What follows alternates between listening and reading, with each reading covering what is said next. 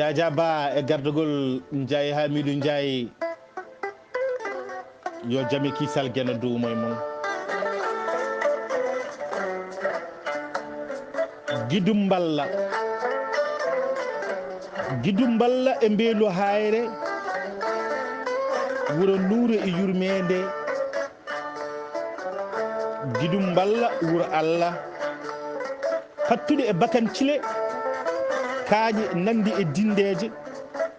karaje nandi e karoje lewre Amadou Elimaan kaaƴe luwoydi kaaƴe boɗeje e kaaƴe jooleje kaaƴel towngel e furde Gidumballa wuro Jamareɓe Elimaan gelel e dembari joolami gannima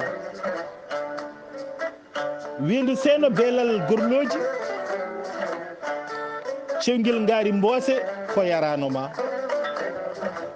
ñarol ɓowde yooɗa gawri salka heewoluji salka tiyor e igleyti yomi tello e Beelel-Jaawɓe mi yilo taɓɓe Gidumballa wuro Allah nokku bane kelle e ɗooje Gidumballa e Mbeelu Hayre ɓoggal Elimaan ɗogal Dembari namral bacce mbooloyel ceerno Habibou Elimaan janggi Qur'ana facciri sariyaji Gidumballa wuro Allah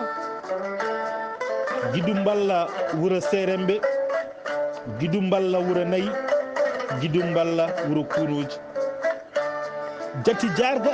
e agaji rewɓe ma ko siɗiɓe sinkiɓe famiriɓe pine e adaji ko ɗo woni wuro Allah wuro diine wuro gaynaka Gidumballa e Mbeelu Hayre gende Diawo Amadou Hammadi Abdoulaye Ali Diallo e nder dingiral moɗon Jamma Bela e gardugol Ndiaye Hamidou Ndiaye mo Horkoƴere Daawde Wurkoli Horkoƴere e nder daawal moɗon Jaraale Gure hande noon mbiɗen yonta ko Gidumballa e Mbeelu Hayre nan